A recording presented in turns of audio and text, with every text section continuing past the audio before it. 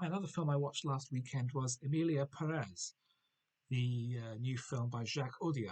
It's a rather unusual international artifact. It's written and directed by a French filmmaker. It's a French financed and French produced film, but it's set entirely in Mexico and is about a Mexican gangster who enlists the help of a struggling lawyer played by Zoe Saldaña to assist in arranging the gangster to change gender, to undergo gender reassignment, and to reinvent herself as a female pillar of society, as Emilia Perez.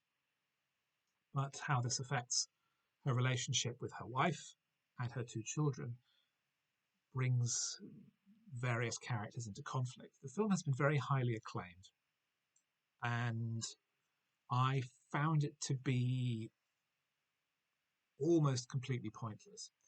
It's a musical, and the song and dance numbers add nothing to the movie. They're the worst kind of song and dance numbers. I recently watched the episode Subspace Rhapsody, a musical episode of Star Trek Strange New Worlds, and I found that the musical numbers did not add anything to the story. They simply existed so that characters could shout about what their emotions were. And I felt that this was exactly the same. The songs were there solely so that characters could say, I feel this, for 5 minutes. They had nothing to the story. There was no reason for them to be there.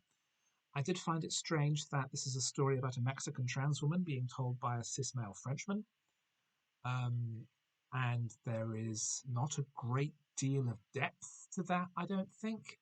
There's just very little of interest here. There's very little I don't think I've seen in other places.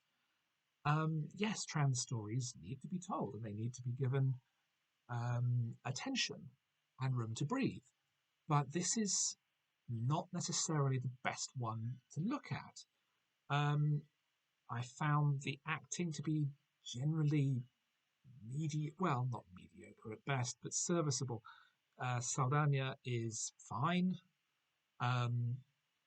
Selena Gomez as the wife who performs her part in Spanish and English at times lapses fully into her character from Only Murders in the Building. It's just so hard to engage with, so hard to be interested in something that is so dull and so pedestrian, and then has so little understanding of the morality of the characters that Emilia, having been a vicious and violent and brutal gangster who has killed numerous people, decides to start a charity to locate and identify the bodies of people killed by organized crime. And she is thus held up by the characters in the film as being a saint because they don't know her past. The audience knows her past, and we're expected to consider her a saint as well, even though she's responsible for a significant chunk of the dead bodies that she's now identifying. And I really didn't understand the logic behind that. I also don't understand why the film is being billed as a comedy, because it doesn't contain any jokes or any humor at all. It's a very strange film. I think it was probably lauded quite highly at Cannes because it's a French film and they want to pretend that it's very important. Cannes is a weird place because it's in some ways very, very conservative, but in other ways it's completely tone deaf. I really didn't think much of this film. It's very much in love with itself and in how groundbreaking it believes it is and how challenging it thinks it is. And it really isn't challenging. It's dull and boring and really not doing anything any decent primetime British soap opera isn't doing, except it's adding in pointless and time-filling song and dance sequences.